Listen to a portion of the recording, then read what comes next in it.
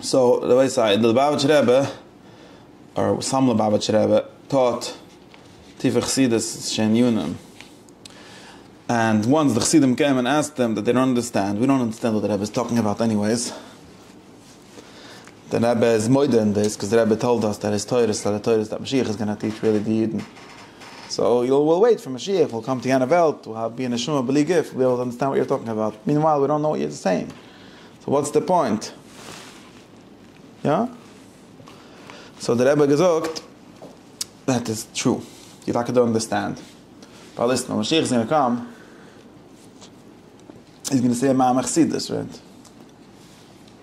Now, the Litvaks, it's going to be the first time they ever heard about these concepts. They'll say, shine idea. But the Chassid is going to come and he's going to say, wow, that's what the Rebbe meant. And for this Chilik tradition, they're wow, and they're like, yeah, learn to learn Chassidus your whole life. Also, this is all about Shevart. And what's the limit chis from that? Mr. Haskell, that we learn from this? What we learn from this is that I tell people all the time, you want to come to my sheet, I have a problem. I'm very good, but I don't have patience. I'm not a good enough nursery teacher. You want me to teach you how to read and so on. I don't really have patience for that. Usually when I come to the sheet, I assume that you would know how to read yourself, because everyone went to Ivra and they all know how to read Hebrew or English or whichever language it is. And therefore I try to solve certain problems in the things that you should have read already. That's what I tell everyone. Nobody listens to me, but some of the people listen. You're telling us, it's very sad. I mean, like this. You tell us we should read a whole week of shtickle. Then you come to the sheet and tell us that we didn't understand the one word. And the pshat is anders. So what's the point? My life, if you would tell us that we understood very nicely, but you come and tell us every week that we didn't understand the subject, didn't understand the text that we're reading. So why don't you just teach us the text and shoin? We're wasting our time. Get the kasha, emes. And the teretz is, there's all the teretz with Lubavitch Rebbe gesagt. Because I am teaching you to figure out the things that didn't make any sense to you when you read it, but now they should make sense. But if there was never a step where it didn't make sense, then I don't see there's something, it's not so bishmak. It's like you're never going to experience the problem. And it's not so, there isn't anywhere for me to put my help and my explanation in. You have to read a bunch of times and not understand, and then this might be a way to understand it. And according to me, one of the biggest deciders in learning new things, most people have a huge resistance to learning, especially in the places like Lakewood where they learn all the time. And most of the time, what people do is they figure out every time they learn a new thing, they make sure that the new thing doesn't teach them anything new. That's what's called learning be'iyim, right? When you learn be'kiyas, ken dich sein that you'll find out something new, because you didn't know this blat yet, at least in that shitchistig level, you found a new shtickle Torah. When you learn be'iyim, what you do is like this. You say, the Rambam said like this. How could he say like this? Ich tal drandish. And then we kvetch until we figure out that Rambam really said something I already know. So it's such a waste of time, right? And this is why the hardest people to teach anything is a Rambam, because he's so good at making everything say what he already knows. So therefore, I think that it's a very big ma'ala for a Yid, Ashra Yehuda, Sheidai likra b'lilov, zeveri b'lirot leintos. I'm serious, because the only way you make progress is like that. And you have to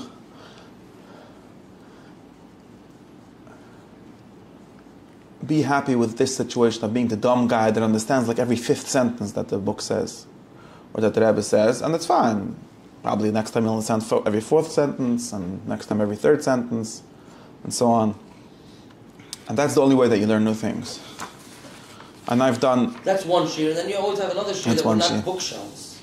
So like... What's the stira? Right, so I need that to be reconciled. How's it a In other words, like... I do this all the time. I read all the time stuff that I don't understand.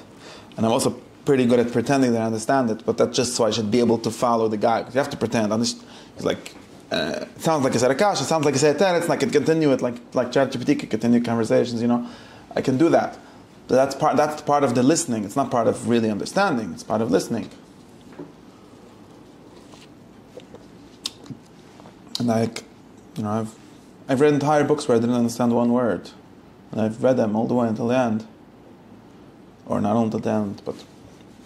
Mamish, like you were reading black and white, like literally, like just. I understand the grammar, I understand the Perish HaMilos in some sense, or most of the words, not all of them, most of them.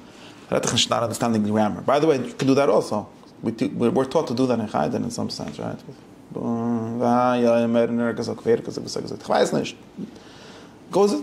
Learn slowly.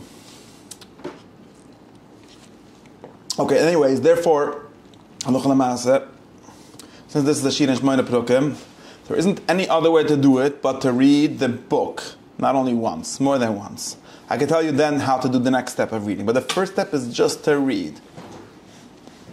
And if you have someone that makes you Agdumas, skip the Agdumas, read them afterward. Just read it. Otherwise, mamash, I don't know what we're doing here.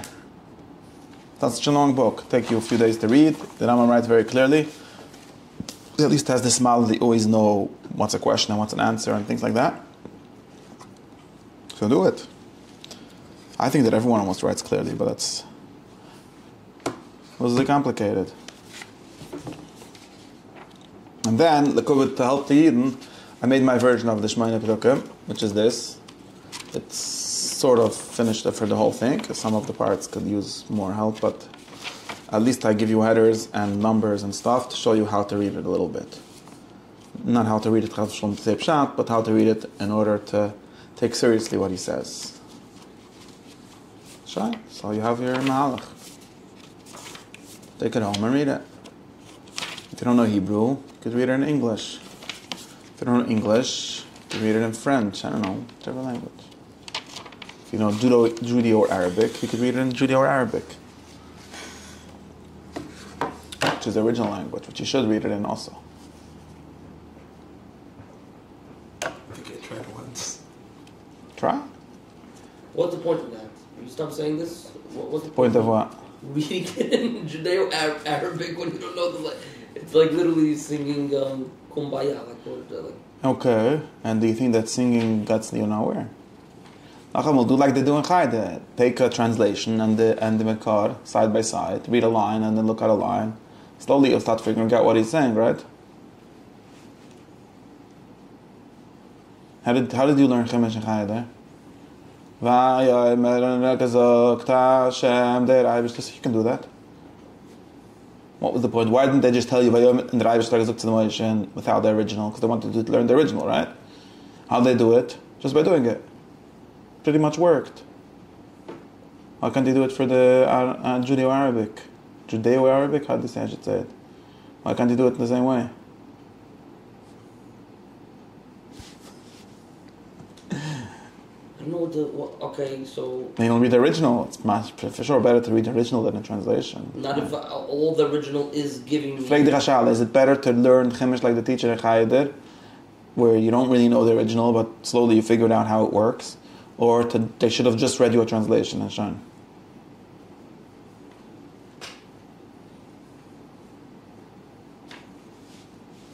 You see the point, right?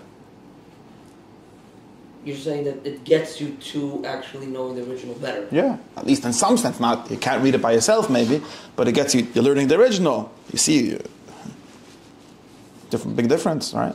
Mm-hmm.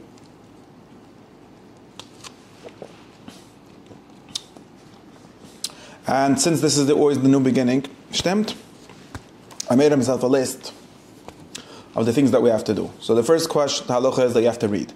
Pekiyas, Girse.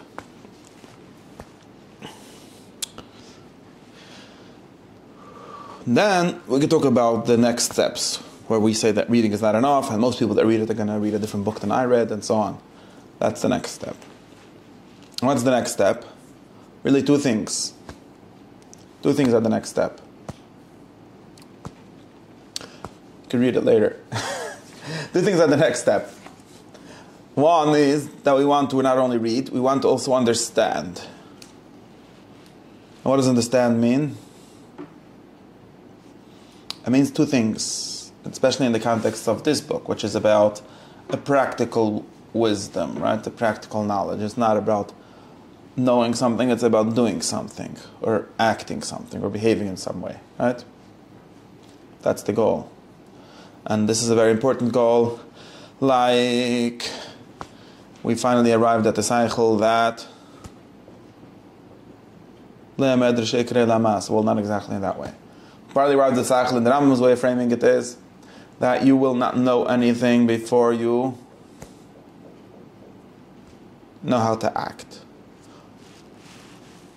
You will not be a Novi before you're a Chussid. Chacham means he's smart, Gibber v'Oshe means he has good midas. So the Heilige Rambam Pshat, as he Gibber, as he Oshe, it's the Rambam Pshat, not Chassidus Torah. The Rambam says it's Pshat. So if you want to know something, which is the same thing as being a Novi, which everyone wants to be, right? Therefore, and this is what everyone wants to be, right? All the people that come to my Shir, they're all coming because they wanted to be Noviim, and they failed. This is the therapy class for failed prophets. Not joking. True, right? You try to be a prophet, you try to know things, whether directly, whether through believing them very fervently, whether through, just staring at the wall and thinking and not listening to what your Rebbe is teaching you in Chaybe, whichever way.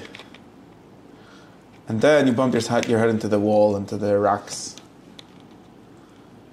Or you met Yecheskel's fire and wind and all kind of stuff that you meet when you start becoming a Novi.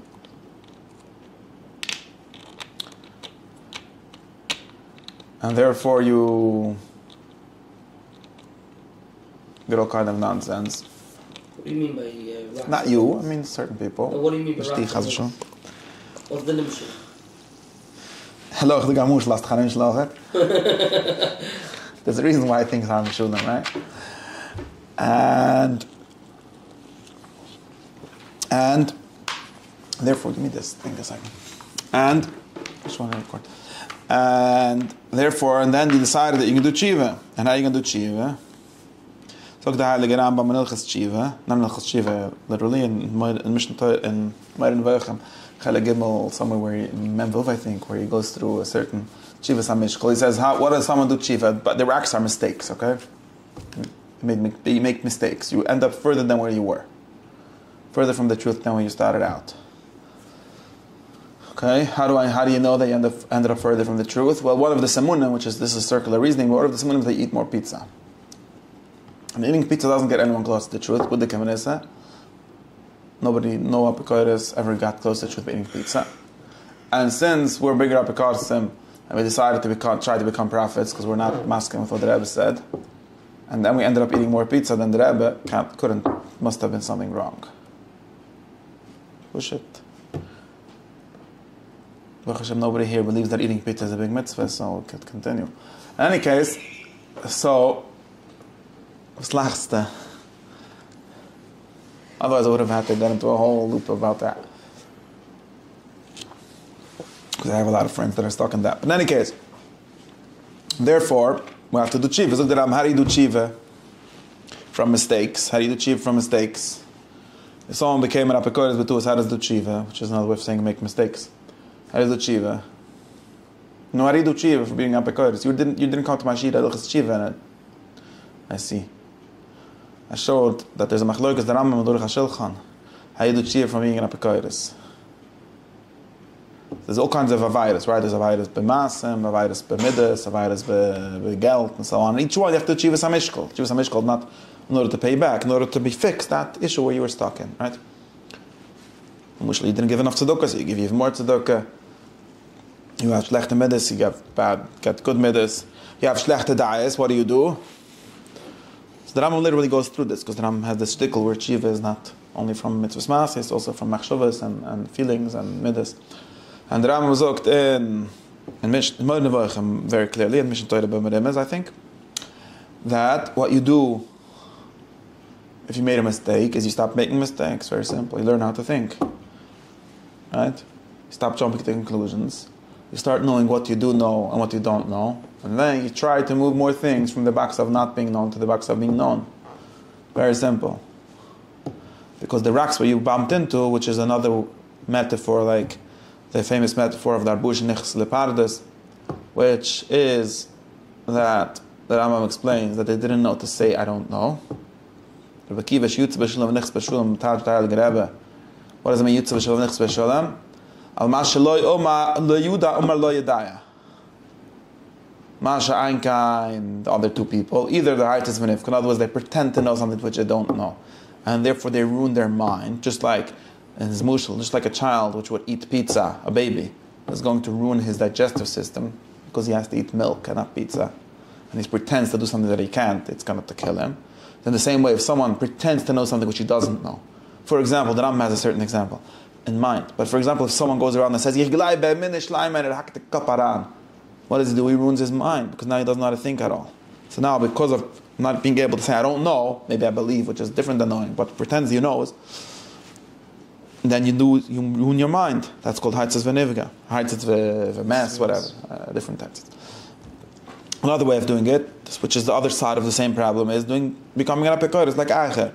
So nicht is nicht. If I don't know and I can't know, then it's nicht. Which is, again, something that you don't really know. Right? You're jumping to a conclusion. Like that famous guy that said he's not an atheist because he doesn't have enough evidence for it. That's not jumping to a conclusion. So most people jump to a conclusion. So it's another way of making the mistake. And what was Rebbe Kiva's mahalach? When he got something that he doesn't know, he said, I don't know. We'll try to find out. Meanwhile, we don't know. And then he can make progress. So that's called doing tshiva. Okay, that's our mahalach. We're going to do tshiva. Now, once we started to do tshiva, we found out that I compared this to the Chashilchan, who has a very similar, and he copied-pasted from the Rambam. When we came to the part that says, if someone was nichshel b'dayis kozus, he said, nichshel b'dayis kozus, lezich the man, and azeh is a typish, the chum v'ayis b'ezeh v'neim, and he'll zich machnizan, something like that, which is very different from what the Rambam would have said. Because the Rambam said you should think. But it is true that the Rambam says you shouldn't jump to conclusions, but that's the correct way of thinking. It's not like, stop thinking. You thought too much and therefore you became Pekoris. Chief Samishkal is to think even less, Start saying Zmiris Shabbos, because, like Nachman said, no, not that. Anyways, but that's aside. Nishne guy, that's Tam Dushnara, and the Rav Epstein was a good guy in the end of the day, so. Why am I saying Dushnara on him? Point is that we're trying to do Chiv. Now, when we try to do Chiv, did I say this story here yet? Since we're trying to do Chiva, this whole sheet is for Bala Chiva in a while. So we have a baya. Because we learned and we figured out that the Rambam said, and so said everyone else, that if you want to really understand things, which is what we want, you have to first have good midas. Because the bad midas that person has is a mechitza, like it says in Perek Zayin. That's the mechitza that blocks you from seeing God, from seeing the truth. Your bad habits. And it's true that we have all a kind of Eibe Chacham that say, yeah, it's a mechitza, it's a mechitza. Seems like I could think straight with bad habits. Turns out you can't. And to justify it is just the fact that you can't. Are there anyone with good habits that don't think straight? Yeah, that's called the Uretz Chusid. Steht aber in der Mishnah, Lowy Am Uretz Chusid. Der Rambam sagt auf dem in der End von der ersten Paar, Gam beloy da'as nefesh loy toiv. Having shleimus ha-nefesh without da'as is auch nicht good. It's better than the opposite. It's better than having, the opposite doesn't really exist, but it's better than being a Rusha Urim, which is the opposite of Am Uretz Chusid, if you think about it. Precise opposite, right? Am Uretz Chusid is better, but the Mishnah says, Lowy Am Uretz Chusid. There's such a thing, but he's not nechshev, right? And he's kind of chusid. So, Amuretz is pretty good according to the Rambam. Amuretz means Amuretz, literally. His word is better than the guy that doesn't oisk b'shivish lo'anim, right? Eine lebe mikrev lebe mishnev lebe derech eretz. Amuretz is b'derech eretz. But it's still not shleimus. In any case, since we're trying to get at the ultimate goal, we got into this thing that you can't get to it until you have menschlichkeit. Mot pashut. At least for now, we're going to believe the Rebbe that said that nobody ever became a philosopher with bad habits. I think that is very true. You could look around and see that it's true. And there's a lot of deep explanations about this, but we can't, not the point. Also, experience, I think, shows it in many ways. And therefore, turns out that Groise Tzala is in Groise Amaratzim, in Groise Balagav, wanted to know Kabbalah before doing Shas Poskim, which the Rambam interprets not as knowing Shas Poskim, as doing Shas Poskim. That's what it says in the end of the fourth Peirik of Esoida Torah, right? Yeah. Believe me that that's what it says there. It says there that you have to first learn Musa v'Yayin, Shahaim, well, then he says something else, but it says that that's the Atoy v'Shashpiyag d'Shbuch li Yishva Oilam. Yishva Oilam is nicht von Lernen. Lernen, ach, ich kann Yishva Oilam. Lernen, was Mensch Mekayim, an Lowy Medvayim Mekayim is Neuchlish, Nepch, Shliusi al Punav. That's the opposite of Yishva Oilam. You could look around the lake and see. But what the point of the whole Mishnah Torah, of all the halachas, is Kedai Lekayim. They actually have no value beyond that.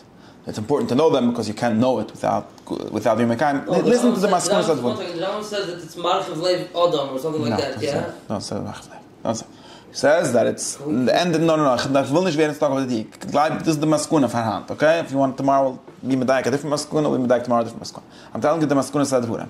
There's no mala in knowing Shas. There is a mala in doing Shas. Okay. Gleib mich. Kick es nicht noch. We're going to get stuck. It's already 9:30.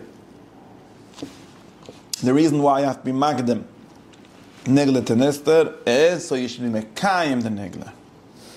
He says what it means to say is that it gives you the midas toivus that allow yishuv oidim to exist. Okay, that's what it means. And if it doesn't mean that, I mean it. No, I think that's what it means. But let's not get stuck. We'll learn bedik, bein, maybe medagzan, but we can't do that. But I'm trying to just say this. I'm just saying this to say something. And therefore, now, it's something very important, okay? A very important part that we have to say. Okay? So therefore, I'm very serious about this. Therefore, all of this nice dreams that we had, by the way, when we realize, hey, Machos, this curse comes hack. I shouldn't hack, so not doing it. Okay. And it's not only us that have this nice dream that we're going to know everything without doing the moral preparation for it. It doesn't say. It says both. Was? Steht beide. Sag ich rede nicht. Now, ich weiß, dass steht beide. Ich kann. Lass. Let's listen. Doesn't matter. Ich denke schon, alle scheinen. It's what I. Now, what I have to say is very important. Okay, the way I say it's very important.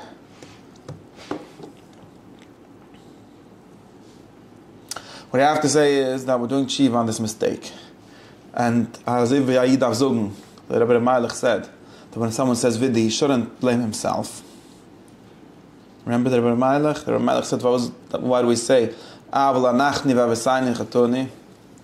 Im ato chatus was b'shilsk tate. That is matata shildig, he didn't give me enough love, whatever. No, that it says the Rebbe Meilich, that a person can't blame himself only. It's important. The real reason is because it's true that our father's sins are the ones we're suffering for. We didn't start the problem. We continued it. If we wouldn't have continued it wouldn't have been a problem for us. But since we're continuing it, you have to know the shorish problem. And this is why Yid has to be mizvada osal navaynus avoysav. I don't know, we're trying to fix the problems that they started.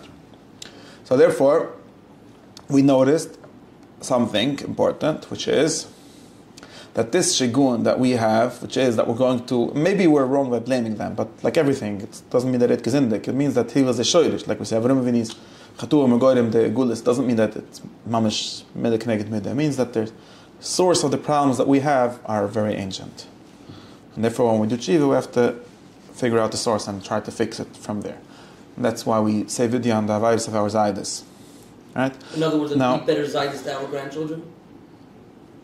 Yeah, but in other words, to fix the b'china zayda. Maybe, hopefully also. In other words, but if your amina is always to say the zaydis were right, but they were not. In other words, maybe they're not. It's not a way of bashilding them. It's not saying they were shkutzim and we're better. We're not better than them. That's not the point. We're worse than them. But the things that were by them a small problem, by us are big problems. That's because of them. And this problem that I had, if any of you heard of all of this already, tell me. This problem that I have, which is that I think that you could jump levels. You could become a Mekibbel without having good midas. This one level. There's other senses in jumping levels, which is there's intellectual preparations. There's a lot of preparations that you need for being a prophet, which is being a Lowy, which is this tachlis, which is what we're trying to do. I'm serious about this, by the way. We don't call it Nevi'ah, but what's the difference? It's basically that. Devaikis, son of Kibbutz. Different words for the same thing. And we thought we can jump levels, and turns out that you mostly break your head from doing that. And turns out also that it's possible to go in the correct way. That's another thing we have to talk about. But this chet is nicht my chet personally. It's a chet Yushin. Who started it? No, how am I going to have time on now? Sag mal wer? Kids von Abend. Nudvavi. Yeah, no. Who am I going to have time on now? Me and my fathers. Practically. Weiß noch nicht.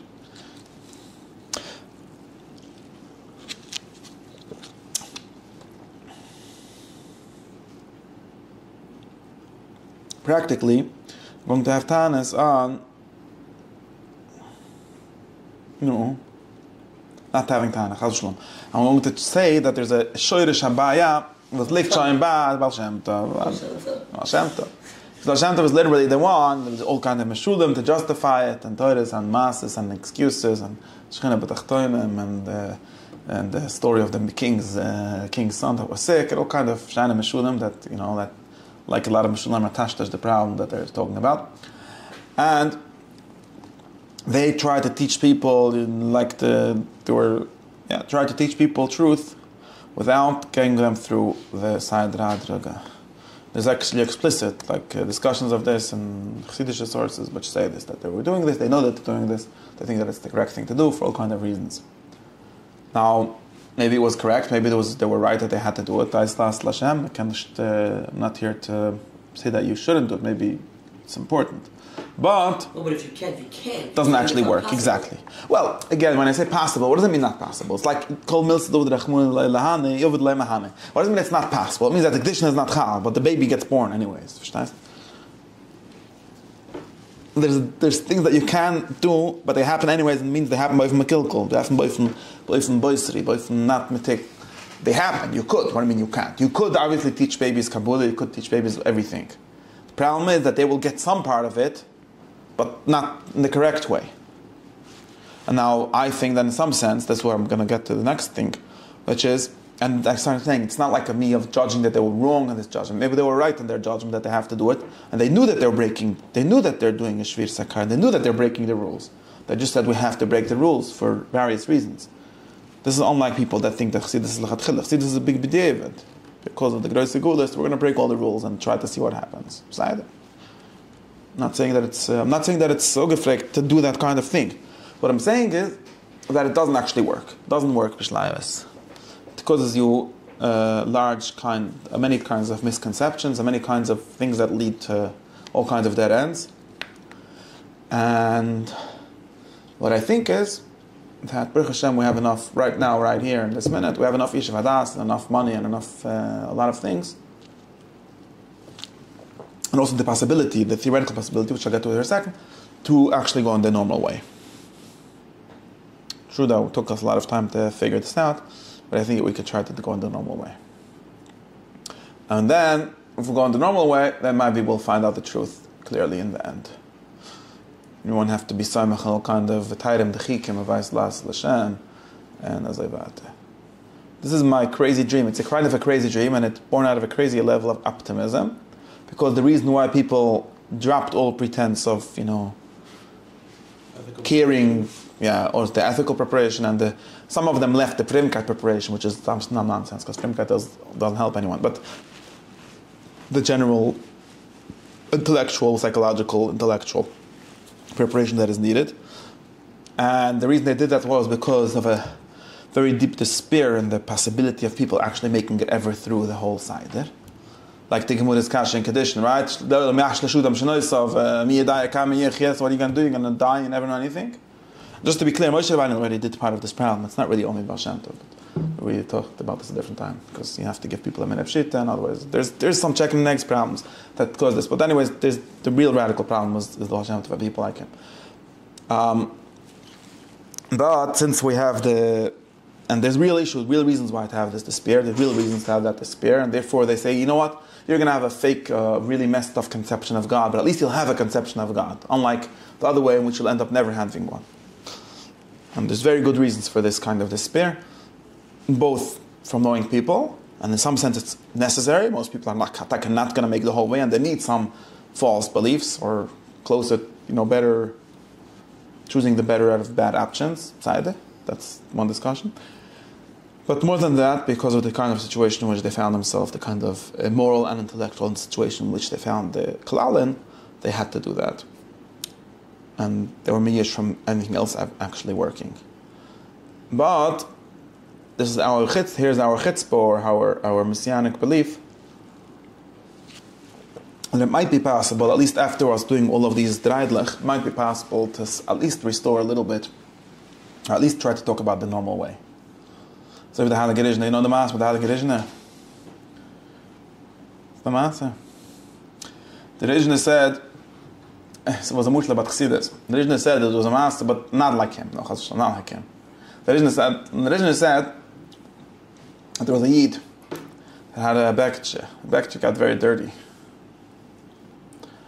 So he decided, since the bekche is dirty, it's only dirty on the outside. In those days, they didn't invent dry cleaners yet. And they said, and didn't have money for the dry cleaners, or for the whichever cleaners there was. He said, I'll turn it inside out. The outside is still clean. And I'll wear it inside out. The other side of the bekche is still clean. And it's kachava for a few weeks. He came to Shia and he was like, wow, he has a beautiful, nice new bekche. It's so clean. And then what happened? The outside also got dirty. So then he said, you know what? If the outside and the inside is, I might as well wear it the right way. So then he turned it back. This was a mushal for why to close down Chassidus, which the Rishna did. Now, comes Yitzchok and says, since then we invented dry cleaning. I don't know. But besides for that, yeah, it's a mushal. Besides for that, we could, if there's all these problems with wearing it inside out, why don't we just try to wear it the direct way and clean it? When a Dal Makila, who's telling you not to clean it?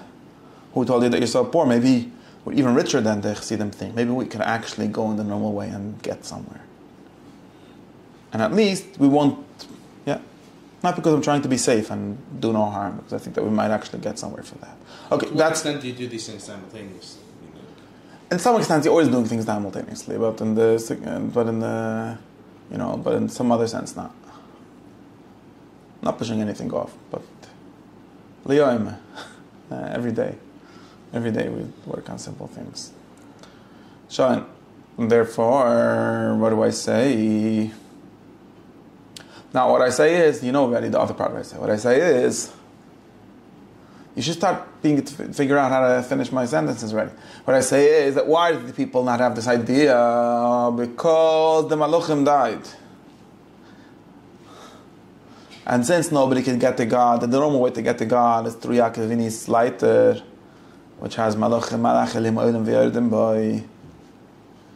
These Malachim are called moral training and intellectual training and Kiyam HaTorah and so on, as the Rambam Zukt in Agdam and other places. But what happened in the Chorban Beis HaMikdash? Was geschehen in the Chorban Beis HaMikdash? It says some Sefer. It says in the Pusik last week, 2 weeks ago, Vayipol al Tzavrai v'Nyomen Ochev. Says Rashi, he fell on the Tzavra of Binyamin. Why? Because the Beis HaMikdash, which is the Chelek Shel Binyamin, is called Tzavar, and Shir HaShirim, and Mushel from that Tzavar. Migdal David Tzavraich. And knew it's going to be Churev, so he was crying on the Beis HaMikdash, it's going to be Churev. Says the Chemsleifer, what's the Pshat that the Beis HaMikdash is called the Tzavar? Shayches. So I think he doesn't say this himself, it's the Pshat that it says that a neck is the thing that connects the cup and the gif. The Beis HaMikdash is the Shara Shemaim. It's the same mushla as the Silam. That's what it says. The same mushla as the Silam. The Beis HaMikdash connects the Himmel, which is like the head, with the body, which is the earth. That's the lighter. That's why it's called the tzava. It says that really this is not ideal. Because it says the Isov is a chazer. It pretends to be even more heilig. And a chazer doesn't have a neck, if you noticed. It's like one big, It says Merama is that by a chazer, the chibur of the gif and the whatever, the cycle and the body is so strong, it's not like there's a silam in between. It's just directly there. And the Lowy is on b'chinas chazer, not b'chinas tzava. That's the chesefes Torah. And here am I to argue with this Torah. Why? Nice Torah, right? Very chassidish, very radical. Saying that this whole mahalach of madraiges in between you and God, which is a silam, it's all with the David. Lechatchila geht man straight. Also wie Baal Shem Tov gesagt, man kann gehen mit der Hack in den Himmel. Right? Instead of taking the key, there's keys to each heichel. Hashem said, Lev Nishber is like an axe. You just smash the door. Right?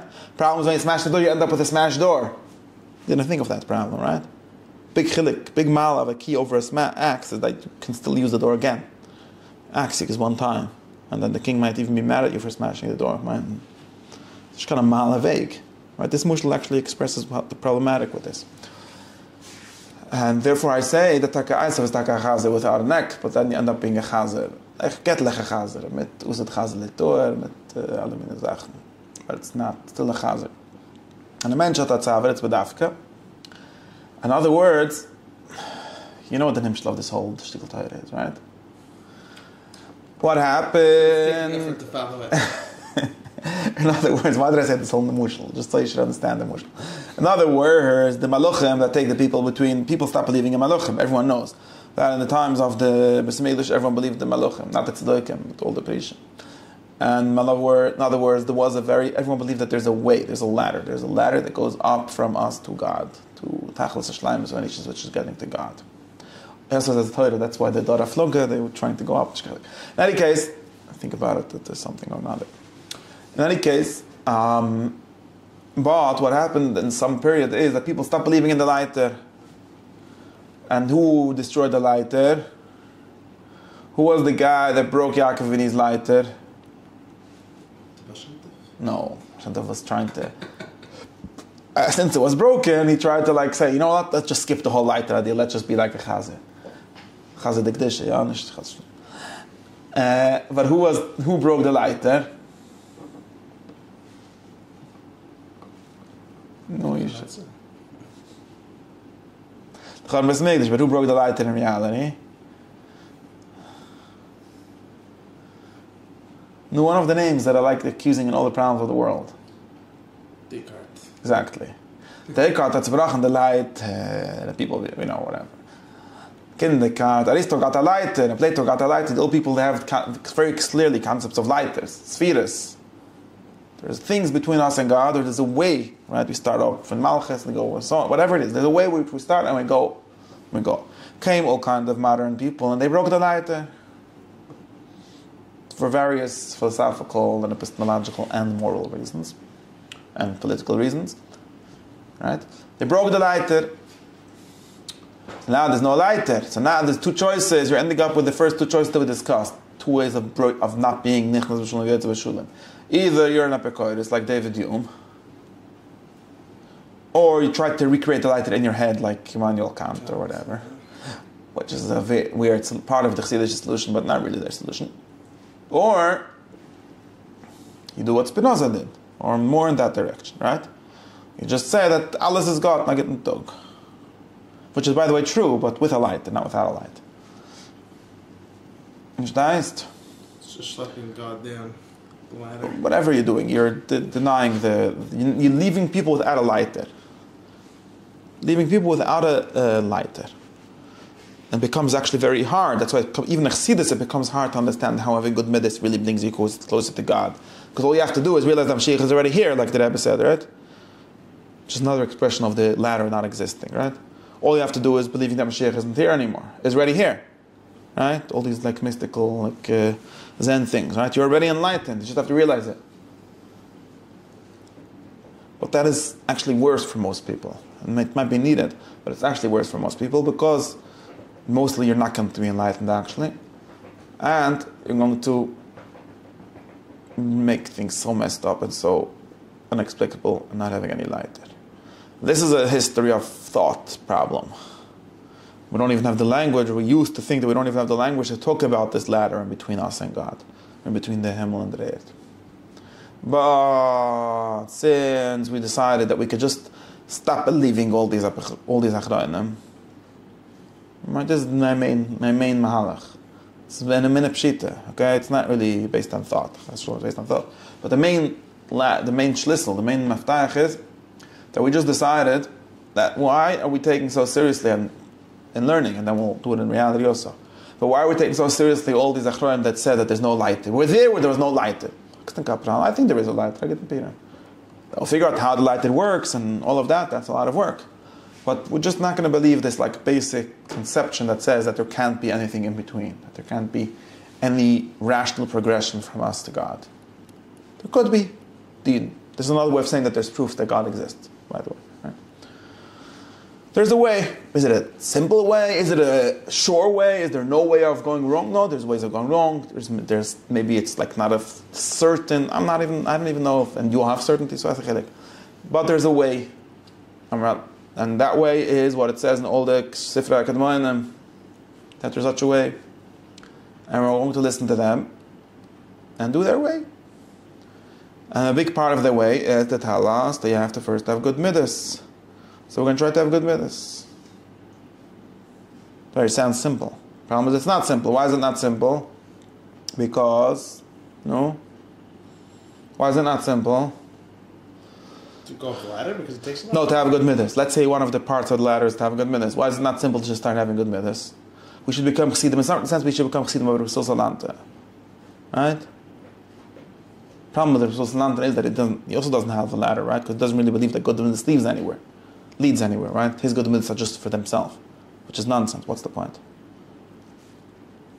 Good midas are there for a reason. They're a ladder. They're not the top of the ladder. But at least for that step, we should just become his students and shine. Why can't we become his students? In other words, why don't we go with the Deirech HaMiseh? Since we're against Chassidus, we should go with Deirech HaMiseh. That it says, like the Heilige Rambam explained us in the Psicha to Mishmane Peruka, and the Teretz of them is that it's not really true that we know how to have midas, we're just not doing it. Because like we explained, the reason why people stopped doing this whole thing was because of a conceptual break. Like, or maybe an ontological break. Maybe the spheres got messed up or whatever. But there's a conceptual break, which doesn't allow people to talk about the good in a way that can be connected to God. It can either be divine command, God said, or it could be just like whatever Dvaikas, which is based on just on your Dutzen and your good intentions. That's the only two theories that people seem to be able to process in their head. I went pretty fast, but you understand what I'm saying? And the third theory, which is that there's good actions and there's a human good, and that good slowly leads you to a divine good through a whole process that takes years. That is something that people lost the ability to talk about. And if you don't know how to talk about it, then it includes a theory, and it also includes a certain practical wisdom, a certain practical knowledge, which means a certain theory of how. Not a theory of what, but a theory of how. You know there's a theory of what and a theory of how, right? But the idea is to believe that Taita Mishmai and that there's a difficult but possible process to get anywhere. Yeah, but more specifically in the realm of ethics, to believe that there is a what that we don't know and a how that we don't know. That's the assumption, right? The what, because most people have this weird, absolutely unfounded assumption that they just know how to be good people. They're just not good yet because they have this invention that nobody ever thought what it means, which is called Yetzer Hara, right? The Moich and Lev problem. But I know it, and since the first day that I've given this shirim, I've been against that theory because nobody ever proved it. It's nonsense. It's also not useful, besides for not being true. The idea that we know where our head is good, it's just our, like the Kotzker Rebbe said, the Kotzker Rebbe, the Master, I should just see the stories. The Master, the Kotzker Rebbe says Hashem Shmiel, and people that I've studied that love this story very much. The Kotzker Rebbe saw as item the Avnaizer learning a book called Bechinas Olam. Bechinas Olam is a book by Rabbi Dayap Nini, I think. I never read it, so I don't know what it says there. It's a philosophy book. Philosophical ethics book, actually. And the Kotzker Rebbe went to him and he told him, don't read it. Why? He said like this, what does the B'chinas Olam do? He explains to you that Olam Hazeh is not worth anything. Let me tell you something. We all understand that. The problem is that we don't feel it. So if you learn about the Gemara, you'll feel it also. Ad kan Lushna Kotzker Rebbe, the Shemesh Mila has many Torahs based on this thought. Yitzchok Lowy has no idea what this story is talking about. None of us know that Olam Hazeh is worthless. What do you mean you know? People believe it, they say it. Do you know? It doesn't seem to be true. But if you would have been a goy, would have thought that also? No, right? So you don't understand it. This Kotzker Rebbe says, you understand it. Hello, you understand it? It's like a Kabbalah, nobody understands it. And the reason why they misgabe so much is just precisely because they don't understand it. If we understand, what do you mean understanding? Understanding means secular understanding, right? It's like Lanishi. The B'chinas Olam thought, let's say, never read the book, but according to the story, it's Eichel Anishi explains that a good life, right, that a good life is not a life of eating and drinking, right? But do you understand that? Do you agree with that? All these Phenomena people, they don't understand that, they don't know that. Even if they claim to know it, but they don't know it, they believe it. But of course, things that you believe don't influence you because it's not true. You just believe them against what you think, what all evidence shows, right? It's obviously going to have very little influence on your actions for the basic reason that you don't know it. So this funny conceit, like we know it. You don't know it. Explain me why. You know something? Explain me. You know it? I don't know it. I mean, there's like silly arguments, but you can answer those arguments. It's not simple to know. And that's number one. And we get to a circle, right? A circle in. In order to know, I need to. You need to. Okay, that's another point. But just saying, we don't actually know it. Even like this theoretical point that he claims to know, I don't know why he thinks that he knows it. Why? Could you explain it to me? Could you convince me of it? Like, forget about. Then we'll talk about your second claim problem. But you're not even holding there. Literally, you don't know it. You don't really believe it. And besides for that, now first we'll solve that. Besides for that, it's not clear, okay, he has a process called learning Blat Gemura. I don't know how that's supposed to work. It sounds like magic.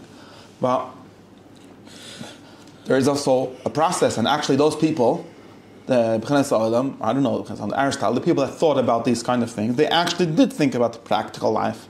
It's not true. This whole theory that people, another thing that's like historically totally false thing, there's a story with, and they teach you in high school about the Aristotle eating a rabbit or something and saying whatever, just a illustration of the idea that people have this in their head that philosophy is not about action, it's only about thought, and therefore it has this problem. And that's true of certain philosophies, like British ones from the 20th century, but not true of ancient philosophy in any sense, as everyone who read it, any of it knows.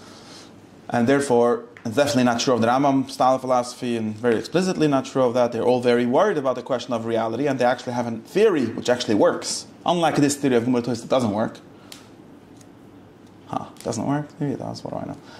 I don't think it works.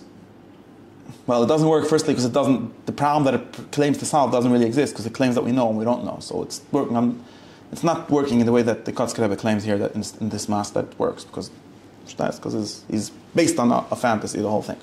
Does it work in a certain sense? Yeah, it does work in a certain sense of practice, but not in his way. But this is and the same philosophers, the same people actually talked about that. So what do I mean? What I mean by this is very simply to go back to speaking. Let me go back to speaking directly without the Kotzker Rebbe's masses. To go back to speaking directly, one, there is a theory and some kind of knowledge. Is it certain knowledge? Is another question. But I don't think that knowledge and certainty are the same thing. Okay, there's some kind of knowledge of the good, of what is good for a person to do, which can be attained, and which is very helpful. It's helpful not only for knowing the truth, it's also helpful for actions. Obvious to us, right? The reason why we eat is because we think we know that it's good, and the reason why then we have issues and we eat too much. Besides that, but at least we're starting the problem, right? And in the realm of ethics, we don't actually know. Because most religious people will just tell you divine command theory, which is not an explanation of why anything is good, as Socrates showed in the famous dialogue called The Youth of Rome, right? Doesn't help us at all. And so that's number one. And number two is that you actually don't know it in the sense that you don't know how, right? So my analogy was to someone that says, I know how to go to Florida. You don't. Why do people have this funny idea?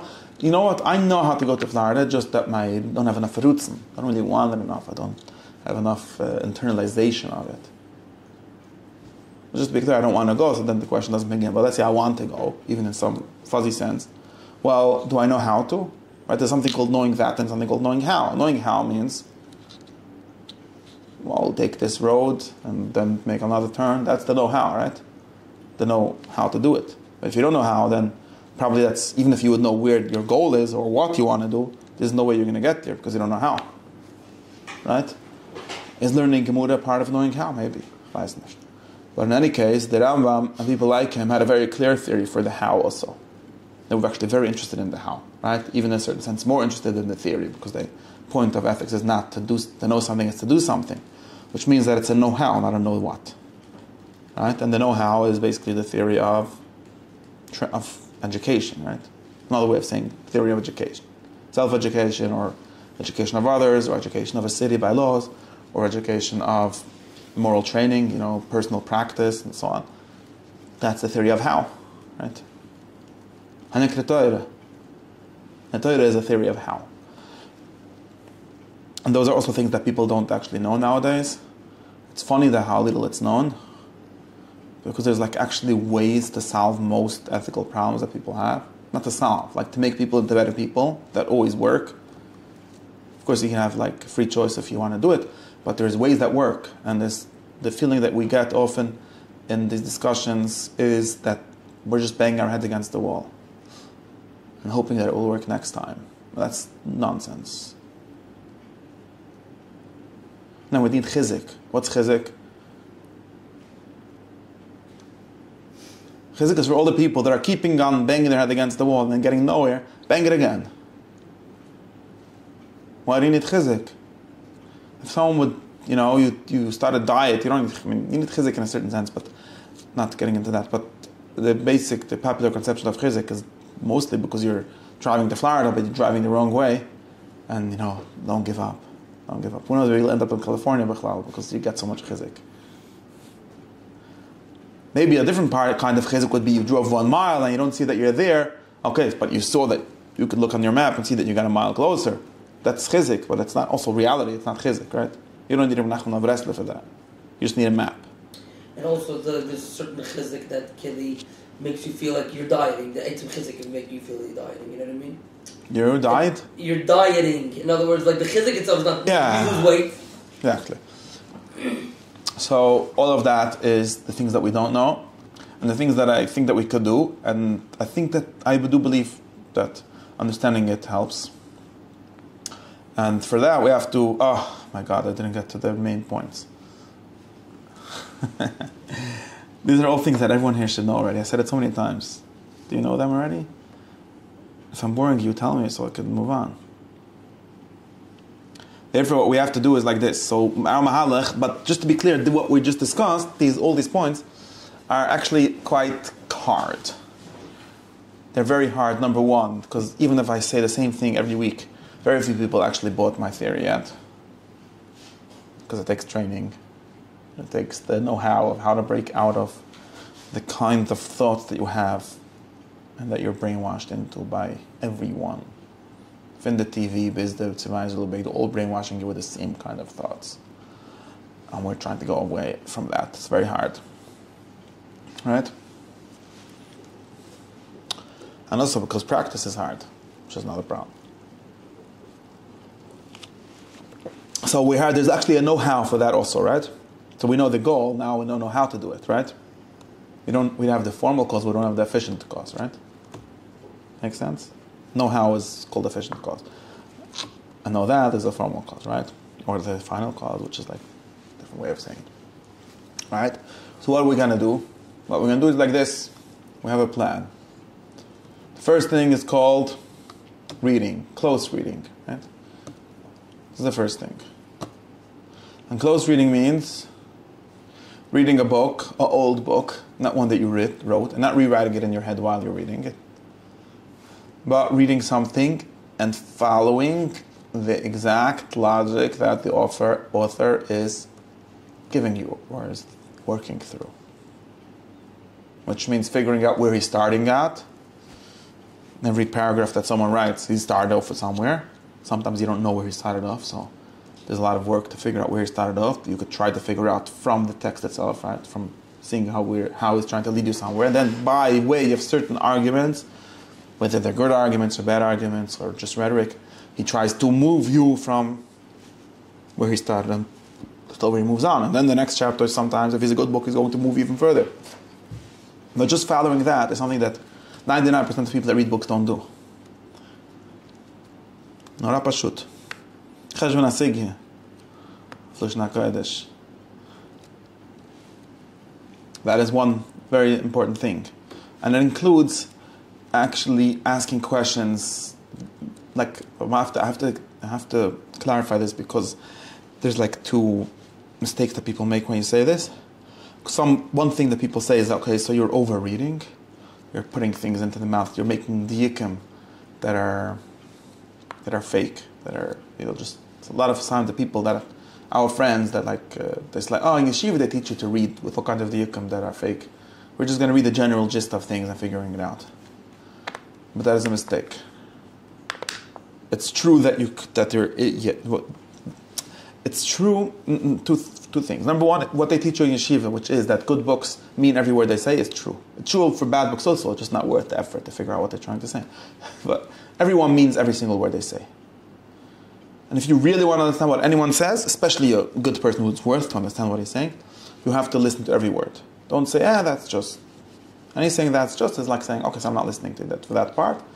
And especially since we're so far from where they're starting at and where they're trying to move to, there is the only way to unearth that is to listen to every word.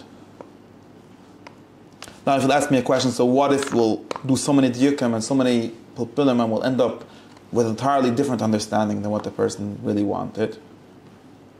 Well, the answer is that the way to solve that problem is definitely not by reading more superficially. Then you would definitely be far further. The way to do that is by reading even more closely. Which means that the close reading is not in order to look like sometimes we get trained in this in yeshiva or in some kinds of yeshivas, like to find a way, excuse to hang on your shtickle Torah on. It's to try. We do need to read the whole piece, not just one line by line. We need to read the whole. Need to understand it in context. We need to understand the whole thing, which is why I said exactly what I said. You need to know where the guy started in every line and how he moved from one place to the next and how he builds on that and so on. But the way to do that is to make every diuk you could possibly make. Some of them might end up not useful, because sometimes people do write exactly and for all kinds of reasons, but it's at least a better, something that should be more on that side than the other side. Okay? That's the first answer to the question of how. The efficient cause. Number one, we're reading good old books, the ones that can be taken seriously, and reading them very seriously. The second thing, which we do in that sense, is trying, since just in a certain sense this is to solve the problem that we're having in this first point, which is that it's hard to know where people are coming from or what the kind of problems they have or what they really mean with their words. And words are not the best communication method, as everyone knows, right? So therefore, part of the solution to do that is to read the books that they read. Very simple. To read the books that they read. Not for the reasons that the academics tell us, to find out influences, which is history, which is boring, which is useless. Right? But to find out the reasons they said what they said. Right? Not the reasons as in what caused them, because he was in this generation and they read those books and therefore they had those. So that's not a reason to have thoughts. The reason to have thoughts is because you think them. It's just that when we read books without their sources, so to speak, we often don't understand what they're trying to say because we don't know what they're really thinking about. And by trying to find out what they really mean or what is really bothering them or what the thoughts that they're really having is, by reading the books that they read and by tracing all the things that get traced in the historical method by influence and so on, not in order to explain it by that, but in order to find the thoughts by that. Makes sense? That's very important. Then these are two steps. Now and then the third step is third thing that we can do to solve this is to actually try to talk with them. After we know what they're saying and where they're coming from, we should try to talk with them. Because remember, Socrates said the problem with books is that they don't talk back. Right? Basic problem.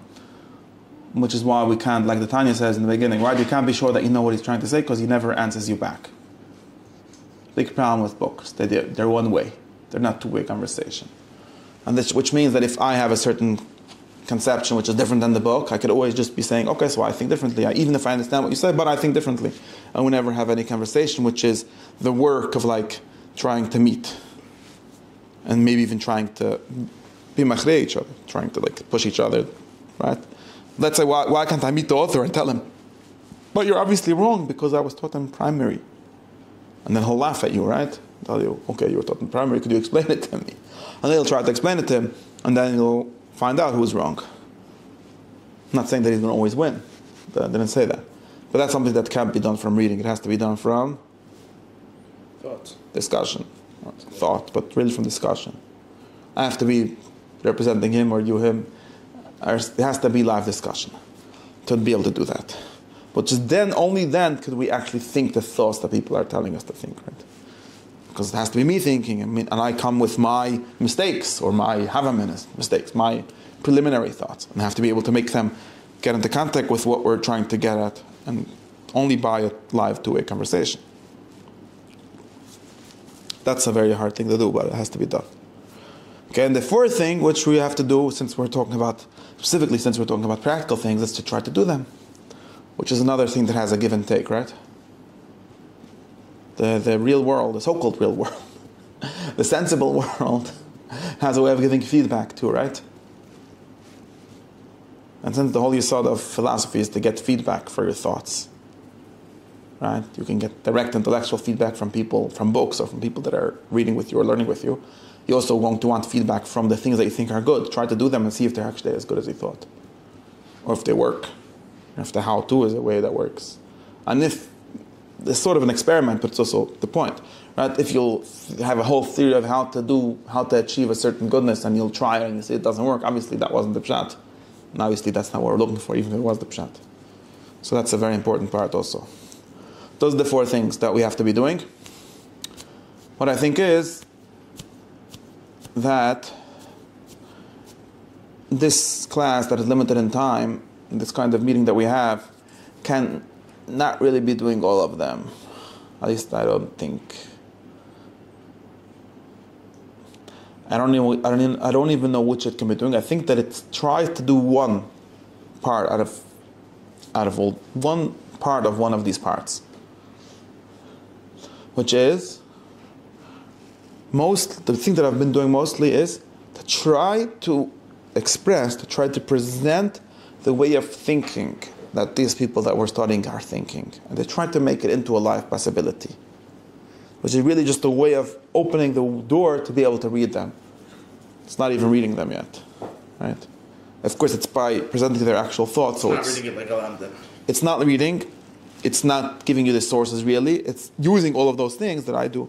And you should be doing. You should be able to not read like a. To read like a real lamb. But that's mostly what I'm actually doing, and we have to figure out how well we're doing it, and also do some of the other parts. Yeah, to test some of it. That's the basic mahalach. It's very hard for me to do the actual reading part, just because the other doesn't read enough to read along, and it takes probably a long time. 1 hour is definitely not long enough for that. You need like a 4-hour side that should read a few lines and try to work with them. We could try to do some like examples of that mamish for a line sometimes. That's mostly what we're doing with that. Or maybe another option would be that the most of what we do in our meetings should be the third thing, which is the discussion. But again, that would need preparation. Sean, that's the sheet.